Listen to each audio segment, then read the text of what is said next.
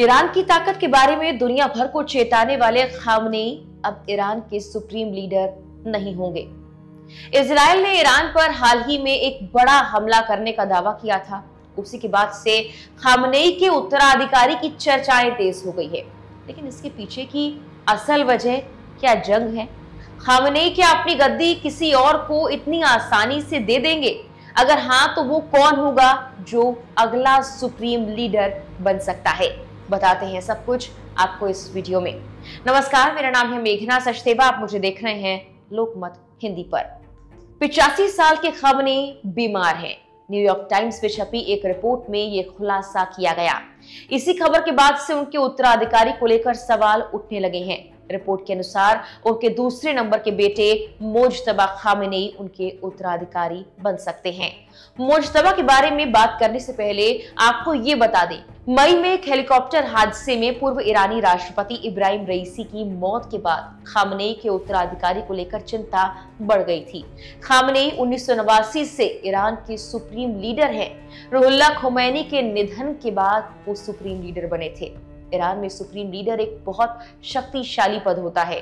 New York times की report ऐसे वक्त में आई है जब इजराइल की ओर से कई ईरानी ठिकानों पर सटीक हमला करने का दावा किया गया। ये ईरान के लिए बड़ी चुनौती हो सकती है।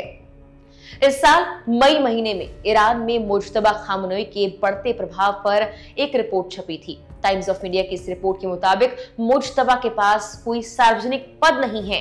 वो सार्वजनिक तौर पर लोगों के सामने बहुत कम दिखाई दिए हैं। लेकिन इसके बावजूद मुज्तबा ने विशेष रूप से ईरान की खुफिया और सुरक्षा प्रतिष्ठानों के अंदर एक महत्वपूर्ण प्रभाव छोड़ा है। वहां अपने अच्छे खासे संबंध बनाए हैं।